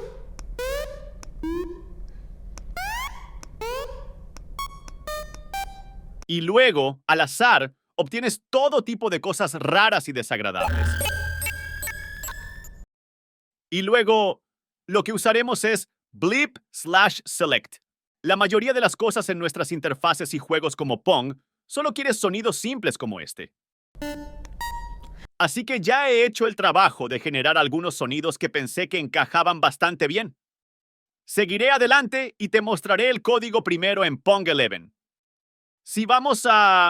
Si miras la estructura de directorios, verás que tenemos una carpeta de sonidos. En la carpeta de sonidos he creado 3 sonidos. Golpe de paleta, que es cada vez que la paleta golpea la pelota. Score, que es cada vez que la pelota pasa el límite izquierdo o derecho de la pantalla. Y luego golpe en la pared, cada vez que la pelota toca la parte superior o inferior de la pantalla. Y así, la lógica de esto es extremadamente simple. Todo lo que tenemos que hacer es cada vez que ya lo tenemos implementado, así que todo lo que tenemos que hacer es, lo primero debería decir, y esta es una buena ilustración de una tabla. Y empezaremos a ver esto mucho más en el futuro. No usamos mucho las tablas en esta clase, pero la tabla es la estructura de datos de Lua. Es el diccionario Python, objeto JavaScript. Es un array. Es todo lo que necesitas para cualquier cosa más allá de simples variables en Lua. Es de lo que está hecho todo, incluso las clases de otras bibliotecas. En este caso, estamos inicializando una tabla llamada sonidos y le estamos pasando 3 claves para que tome. Puede tomar pares clave-valor o puedes darle una lista de valores y creará índices para ellos implícitamente. Aquí, solo estamos pasando como lo haría en Python o JavaScript. Paddle hit, y tenga en cuenta que necesita estos corchetes con el fin de inicializar los pares clave-valor en una tabla como en este formato aquí. Paddle hit obtiene love.audio.newSource, y en este caso, simplemente toma un camino, por lo que los sonidos cortan la onda del punto de la cabeza de la paleta. Y le damos la palabra clave o la cadena estática, que es el tipo de activo que es, en el que está almacenado. Por lo tanto, puede tener recursos de audio estáticos o en streaming. Entonces, si son estáticos, se cargan en la memoria y se guardan en la memoria para la ejecución de su programa. Si se transmiten, se cargan sobre la marcha según lo necesite el motor del juego. Y los recursos de audio transmitidos pueden ser útiles si tienes un juego enorme con un montón de sonidos y archivos de audio largos y grandes. No es necesario conservarlos todos en la memoria, porque eso podría consumir muchos megas o gigas de audio. Y si estás cargando recursos sobre la marcha, si tienes carga dinámica en tu juego, entonces esa es otra cosa que debes tener en cuenta. En este caso, estos son archivos de sonido muy pequeños, porque duran como una fracción de segundo. Entonces, simplemente los configuramos todos como estáticos para que se conserven en la memoria y simplemente los cargamos los 3 en esta tabla. Y si queremos referirnos a ellos más adelante, todo lo que tenemos que hacer es sounds. Podemos hacer referencia a sounds.paddlehit. Así, si quisiéramos. Porque por defecto, Lua solo te da una palabra clave punto, algo así como JavaScript hace sus objetos, con el mismo nombre que la clave que pasaste, o puedes hacerlo a la manera pitónica, que es, sin el punto, lo siento, con solo corchetes y ahora tener el mismo de, esos dos son equivalentes. No funcionará, sin embargo, si decidiste poner un espacio en tu clave, lo hará, creo, lo hará. Simplemente no funcionará en absoluto, pero puede inyectar un guión bajo. Tendré que probarlo y averiguarlo. Pero, en general, no es la mejor práctica para utilizar el punto cuando ya tiene las teclas alineadas de esta manera, de todos modos. Y lo que puedes hacer con cadenas que no puedes hacer con punto usando la notación de punto, es generar dinámicamente una búsqueda de tu tabla contigo. Lo que puedes hacer con cadenas, lo que sí, porque no puedes en un bucle de 4 hacer 4 algo en tabla, y luego tabla punto algo, eso simplemente no funcionará. Pero puedes hacer para todo en tu tabla y luego buscar la clave como ese valor iterado en tu tabla. Veremos ejemplos de eso en futuras conferencias. Pero eso es solo algo a tener en cuenta. Así que tenemos nuestra tabla aquí, una tabla de sonidos. Y tenemos nuestros sonidos listos, están cargados en la memoria. Todo lo que tenemos que hacer ahora es donde quiera que tengamos algo que, como cualquier colisión en nuestro código, simplemente hagamos esto. Es tan simple como la tabla. En la tecla que queremos, 2 puntos, que es la forma de Lua de llamar a una función de una clase o una tabla. 2 puntos play. Y la función play es parte del nuevo objeto audio fuente en Love que creamos en la tabla, y que solo tendrá el efecto de reproducirlo una sola vez. Se puede establecer en bucle. Puedes decir que los sonidos golpean, establecer el bucle en verdadero y se reproducirá infinitamente una y otra vez, lo cual no querríamos para un sonido como este. Sonaría desagradable. Pero si tienes una pista de música, por ejemplo, en un nivel o algo así, querrás configurar el bucle para que sea verdadero, para que cuando finalmente termine, tu usuario no esté simplemente jugando en silencio. Así que lo estamos haciendo con Paddle Hit, lo estamos haciendo con Wall Hit también. Así que los he nombrado apropiadamente para que sea fácil deducir dónde y con qué propósito se utilizan los archivos de sonido. Así que siempre que estén en los límites superior o inferior, reproducimos el sonido de golpe de pared, y luego siempre que la pelota llegue al borde izquierdo o derecho de la pantalla, Simplemente reproducimos el efecto de sonido de puntuación. Y así, si jugamos nuestro juego, y esto es siempre una de mis partes más favoritas, es jugar el juego con audio, ya que solo hace una gran diferencia, en mi opinión. Tenemos efectos de sonido. Es una pequeña cosa y es muy fácil, pero añade mucho sabor. Y entonces, ahí vamos. Y entonces nuestro juego está prácticamente implementado en este punto. Solo hay un ejemplo más que me gustaría mostrar a ustedes. Un pequeño ejemplo, porque todos los ejemplos hasta ahora han tenido el tamaño igual. Redimensionable igual a falso. Una especie de clave en el inicializador de pantalla de configuración de empuje. Y en caso de que quiera tener un juego en el que puede cambiar el tamaño de su ventana, todo lo que tenemos que hacer es llamar a una función llamada love.resize, que toma una anchura y una altura. Y lo que vamos a terminar haciendo con eso, específicamente para nuestro caso de uso, porque estamos usando push, vamos a ir a Pong12. Y luego, si vamos a main.lua, vemos aquí en la línea 85, he cambiado redimensionable para igualar verdadero ahora, de modo que en realidad nos permitirá cambiar el tamaño de la aplicación. Si es falso, ni siquiera será capaz de hacer clic y arrastrar la esquina inferior de la pantalla, simplemente no le permitirá hacerlo.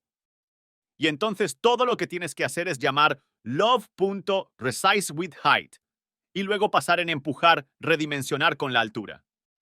Porque push bajo el capó toma una textura y la renderiza, y luego la escala para llenar tu ventana. Y por lo tanto, necesitas saber cuáles son las dimensiones actuales de tu ventana para que pueda escalarla, para que se ajuste a las dimensiones correctas. Y push también añade cosas como el letterboxing, que es conveniente si quieres mantener exactamente la misma relación de aspecto. Y en un juego en el que la interfaz de usuario depende del tamaño de la aplicación, esta función es importante porque permite cambiar el tamaño y la posición de los elementos de la interfaz de forma adecuada. Porque si tu juego es pequeño, tal vez quieras que ciertas partes de la interfaz de usuario sean invisibles o se encuentren en un lugar diferente, solo para no ocupar un montón de espacio en la pantalla y dar cabida a todos los posibles usuarios de tu aplicación. Pero eso tiene el efecto ahora de, si entramos en Pong12 y luego lo ejecutamos, en realidad es posible que ni siquiera podamos usar el pero. Sí, puedo hacer esto ahora. Puedo cambiar su tamaño y se mantendrá la anchura virtual y la altura que le establecimos antes. Porque eso es como lo primero y más importante que Push hará y se desplegará o Letterbox, sin importar el tamaño de su aplicación para asegurarse de que se mantenga esa relación de aspecto. Así que si usted está más allá de esa relación de aspecto vertical u horizontal, obtendrá el letterboxing apropiado para ello. Así que es muy conveniente. No tienes que preocuparte de que tus usuarios obtengan relaciones de aspecto súper distorsionadas porque están utilizando algún tipo de resolución imprevista. Eso siempre lo mantendrá, incluso si es muy pequeño porque su monitor es muy delgado. Siempre mantendrá la relación de aspecto. Pero eso es todo para Pong, en realidad. Tenemos un juego completo, de principio a fin, y si tienen alguna pregunta, estaré encantado de responderla. ¿Alguna pregunta? Genial. De acuerdo. Bueno, estoy emocionado por enseñarles el resto de este curso. Solo hemos arañado la superficie. Tenemos mucho más que cubrir. La semana que viene veremos Flappy Bird, así que veremos gráficos coloridos, que es una gran diferencia con nuestra estética en blanco y negro de hoy. Pero eso es todo para Pong. Gracias por venir.